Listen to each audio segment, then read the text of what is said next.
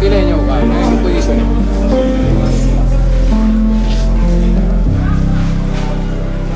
oh ñii contre. venez par là contre jour ngeen nekk quoi ñëw leen nii borom lumière yi ñëw leen nii. fii fenêtre. borom lumière yi contre jour la borom lumière yi nan la. grand nañu ñëw côté yi contre jour la waaw. wàccal sëgal grand. c'est bon. lumière borom lumière yi. borom caméra yi nañu ñu seet lumière booy day. ce qu'on a dit moo tax yéen ngeen ñëw fii ñoom ñoo war a ñëw fii. oh. borom lumière ñoo leen fii borom lumière ñoo leen côté bi. côté yi borom lumière ñoo leen nii. borom caméra yi. borom lumière bi s'il te plaît. Pros.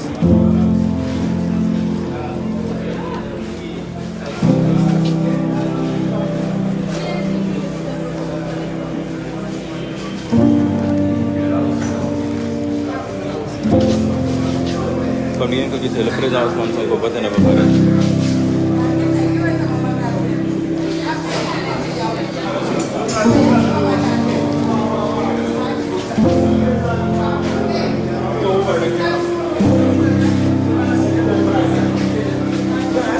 Abdou kaay. teel ma nii. dawal.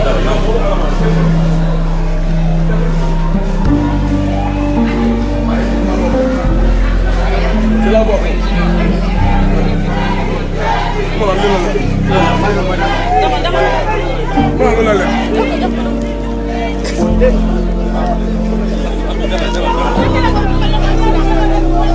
Dama si kanamam. May leen ko.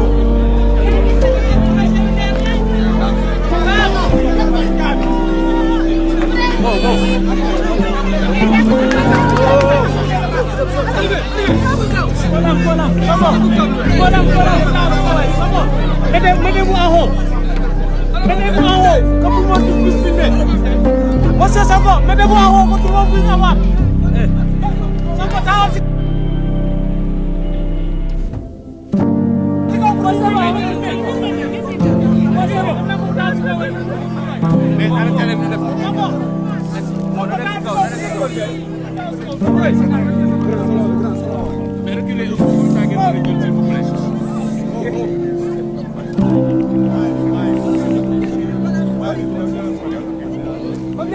Et nous réjouir de la maturité démocratique du Sénégal. Et nous souhaiterons que cette maturité se transcrive aujourd'hui par un comportement exceptionnel également des autorités publiques dans l'organisation de ce scrutin, dans la transparence, dans l'équité et l'équilibre. Et nous en appelons personnellement au sens de la responsabilité du ministère en charge de l'organisation des élections, que tout ce qui est prescrit par le code puisse être scrupuleusement respecté, qu'on n'ait pas à nous signaler des cas de tentative de bourrage d'urne ou de trafic de transport d'électeurs, encore moins de rupture de bulletins de vote dans les bureaux de vote. Il est important que les Sénégalais puissent s'exprimer. Appeler également ces autorités publiques au respect des résultats qui seront issus du scrutin d'aujourd'hui, parce que nous sommes convaincus que ces résultats seront largement favorables à l'opposition. En appelant à leur sens du fair play et à leur sens du dépassement républicain pour l'intérêt et la stabilité de ce pays. En profiter également pour lancer un appel à toute la population sénégalaise à sortir massivement voter. On signale qu'à cette heure-ci, le taux de participation au niveau national est encore relativement faible. Je ne sais pas si les chiffres sont bons, mais en venant ici, on m'a parlé d'un chiffre qui tourne autour de 10 à 12%, ce qui serait un taux d'abstention historiquement bas. Ce qui n'est pas bon pour la démocratie, mais ce qui n'est pas bon également pour tous ces Sénégalais et ces Sénégalaises qui croient à notre projet, qui ont couru derrière nos caravanes sur des kilomètres pendant la campagne. S'ils ne sortent pas voter, tout cela n'aura servi à absolument rien, parce que habituellement, l'électorat du pouvoir, ceux qui bougent parce qu'on doit donner de l'argent, ils sortent voter. c'est les électeurs conscients et consciencieux des enjeux qui ont tendance à s'abstenir, particulièrement la jeunesse. Et nous savons que c'est la jeunesse qui porte notre combat. Nous en profitons pour réitérer cet appel. Moi-même, je suis sorti sous la pluie pour venir voter. Nous pensons que qu'il pleuve ou qu'il vente, comme on l'a dit durant toute la campagne, les Sénégalais devraient sortir massivement d'ici à 18h pour que le taux de participation puisse atteindre les 60%. Justement, ne craignez-vous pas qu'avec justement ces précipitations, le pour savoir un impact sur le taux de participation? Théoriquement, on ne devrait pas le craindre. Parce que tout dépend de l'importance que chaque Sénégalais et chaque Sénégalaise accorde à ce scrutin. Je crois que chacun d'entre nous vaque à ses occupations malgré la pluie, selon l'importance qu'il accorde aux préoccupations du moment. Il s'agit d'une responsabilité individuelle d'abord. On ne peut pas être dans une situation où on donne l'impression qu'on vote pour quelqu'un ou pour les faveurs de quelqu'un. Moi qui vous parle, je ne suis pas candidat et j'ai battu campagne sur tout le territoire et je suis là pour voter. On ne vote pas pour un candidat, on ne vote pas pour une liste, on vote pour soi-même et par rapport à ses convictions. Et c'est pourquoi je dis que théoriquement, il ne devrait pas avoir à craindre que la pluie, encore qu'il ne pleuve même pas, ça c'est pas des précipitations, que cela puisse occasionner un fort taux d'abstention. Comme je l'ai dit durant toute la campagne, habituellement les Sénégalais ne votent pas beaucoup aux élections locales, aux élections législatives. Ils ont tendance à penser que tout se joue à la présidentielle. Or, l'institution la plus importante, celle qui peut justement réguler la vie démocratique, mais qui peut réguler la gouvernance publique pour éviter toutes les dérives qu'on a connues, c'est l'institution parlementaire. Si elle est mise entre de bonnes mains, elle permet quand même d'équilibrer le pouvoir comme nous l'ont appris les constitutionnalistes. Seul le pouvoir peut freiner le pouvoir, seul le pouvoir peut équilibrer le pouvoir. Et c'est pourquoi nous considérons que c'est la plus importante élection qui nous permettrait premièrement de pouvoir aller vers une gouvernance concertée. Le pays ne sera absolument pas bloqué, mais le président de la République sera obligé d'être beaucoup plus à l'écoute d'autres composantes, de consulter, puisque c'est ces composantes qui vont voter le budget, pour s'accorder sur les priorités des Sénégalais. Est-ce que les priorités des Sénégalais, c'est de baisser le coût de la vie? Est-ce que les priorités des Sénégalais, c'est de créer les conditions de l'emploi pour les jeunes, d'améliorer le plateau médical, l'offre en enseignement supérieur et en éducation? Ou est-ce que les priorités des Sénégalais, c'est de construire de beaux stades, de belles autoroutes, alors que les gens ne mangent pas à leur faim? Tout cela sera débattu quand l'Assemblée nationale sera entre les mains de l'opposition, compétente d'abord et responsable. Je crois que nous avons suffisamment démontré en tant que parlementaires que ce qu'on pouvait faire à l'Assemblée. Imaginez maintenant si on avait la majorité, qu'est-ce qu'on aurait fait? Des nervis signalés, vous avez cette information à Ziguinchor. On a entendu tout à l'heure Guy Marius Sagna parler de nervis. Bien, on n'a que des rumeurs, on attend de voir. De toute façon, celui qui est habitué de ces faits, nous le connaissons tous. Mais je peux vous garantir que cette fois-ci, s'il s'amuse à ce jeu, ce sera la dernière fois qu'il le fera.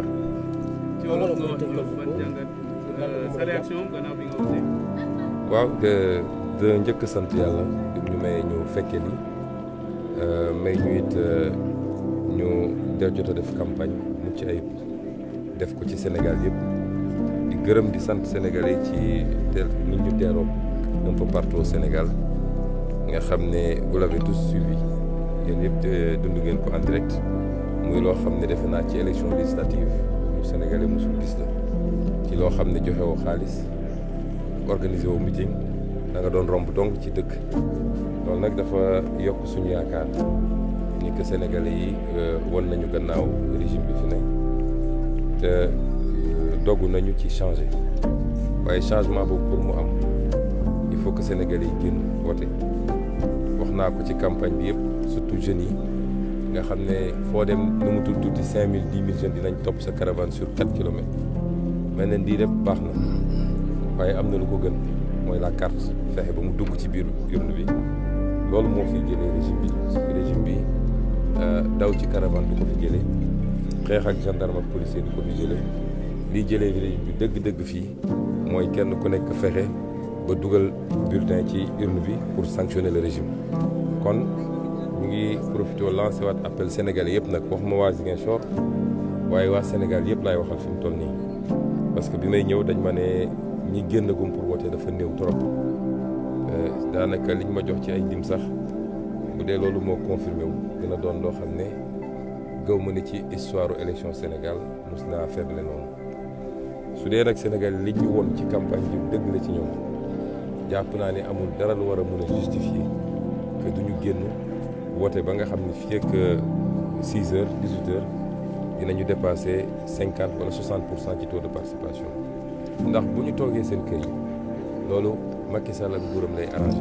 parce que ñoom ñi ñuy jox xaalis pour ñu voté ñoom dañuy génn waaye ñi nga xam ne ñoom seen xalaat ak seen xel rek la ñuy demee pour voté nga xam ne ñooy tànn lu ci ëpp ñun la ñuy tànn ñoom ñooy faral souvent di toog ci kër yi ak ñi nga xam ne ñooy ndaw ñi moo tax ñu ne leen ñun de li ñu waroon def nañ mënuñu def lu weesu lii bu dee nag dañoo bëgg Macky Sall yooyu toog ci dëkk bi wala mu am sañ-sañ day def 3e mandat nga xam ne bu ko fi waxee ñi wote jiwul woon pour dagg loolu ñoom ñooy njëkk a génn dañuy dem xeex yi moo tax ñu ne leen am na lu gën a yomb xeex mooy ñu fexe ba tey jii Macky Sall ñàkk assemblée te li koy andi mooy wote du toog ci kër yi di commenter du topp ci gannaaw caravane amul lu ko mën a justifier du taw ndax ñun xamante nañu biir Sénégal kenn ku neñ ci ñun li ko yitteel dëgg-dëgg buy taw wala mu naaj ba tàng jërit di nga génn dem doxi kon fii la ñuy xamee fu mbir mi toll ci Sénégalais yi te am nañu yaakaar ni toll na lañ fa sori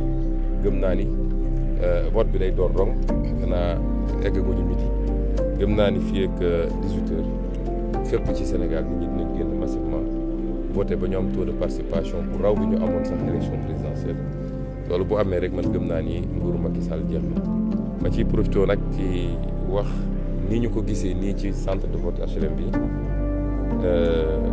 jàpp naa ni noonu lay demee fépp ci Sénégal ci tey ci dal ak ci jàmm parce que wote jarul xëccoo lépp lu ñu leen mën a may ñoom mooy xanaa li ñuy def ci koñ yi di essayer jënd nit ñi waaye ci bureau de vote yi ak ci centre de vote yi am na loo xam ne kenn dootu ko may kenn moo tax ñu ne leen am na bu ñu yëkk boo xam ne kenn du ko nangu mooy li ñuy wax transfert d'électeur wax nañ ko waxaat ko jox nañ ko conseil suñu ndaw ñëpp fii koñ bu nekk ñi fa dëkk xamante nañu ku ñu fi transporté fii Ziguinchor am nay kaar yu bëri yu fi dugg démb si guddi man am na ñu ma ci xam ñoo xam ne dëkkuñu Ziguinchor xamuñu Ziguinchor élection locale lañ leen njëkk duy ci ay kaar andi leen booy am na ñu def ak ñoom bii ba andiwaat nañ leen ku dëkkul ci koñ bi du voté ci koñ bi loolu moom na leer ñaareel bi mooy nañu fexe ba li code électoral wax nañ ko respecté bu ñu ne bulletin yi dem na ba manqué dañu fexe ba bulletin yi nekk à jour bu manqué bu dem ba bulletin bu commencé wàññeeku nañ ko solalaat ba mu toll ak ñeneen mais duñu nangu ñu naan rupture de bulletin am na parce que ñoom bu ñu demee ba jaaxle ba jàpp dañuy ñàkk dañuy saboté defoon nañ ko 2017 Touba waaye fii duñ ko fi def Touba duñ ko fa def Dakar duñ ko fa def feneen ci Sénégal duñ ko nangu ñetteel bi ma leen di wax mooy intimidation yi yooyu ñuy essayé léegi laaj ngeen ma ci nasaraan ni dégg ngeen ay waxu nervi yi ñu dugal Ziguinchor fii nag suñu dëkk la te nañu xam ne ñoo ko moom bu soobee yàlla suñu yeboon 100 car ay nervi dugal leen Ziguinchor wax naa ni élection bi am na loo xam ne buñ ko defee tey lay mujj ñu def ko te koy def xam nañ ko waaye bu ko defee moom ci boppam dugg Ziguinchor dina ko jafee ndax suy def li muy def moom bañ na ba du fanaan Ziguinchor dem ci guddi fanaanu fi kon la ñuy def dañuy foog nit ñi mënuñu koo régler waaye mën nañ koo régler te jël nañ toutes les dispositions mais ma anticiper si nii lu am rek seen responsabilité la parce que élection la ñu wax voté la situation citoyen bi nekk day jóg dem tranquillement bureau de vote am voté dem ñibbi loolu jarul nervi jarul xuloo jarul xeex ñun ñi ñëpp suñu voté par dañuy dellu suñu kër noppalu ba ngoon ñu déglu résultat yi loolu warul am problème dañuy indi fii ay kaaru nervi di ñaan nguur gi nag quel que soit lu am ngoon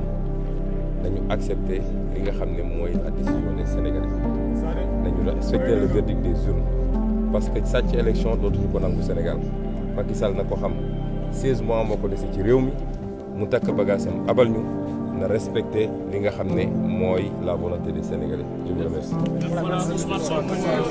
Gassama moom ngeen doon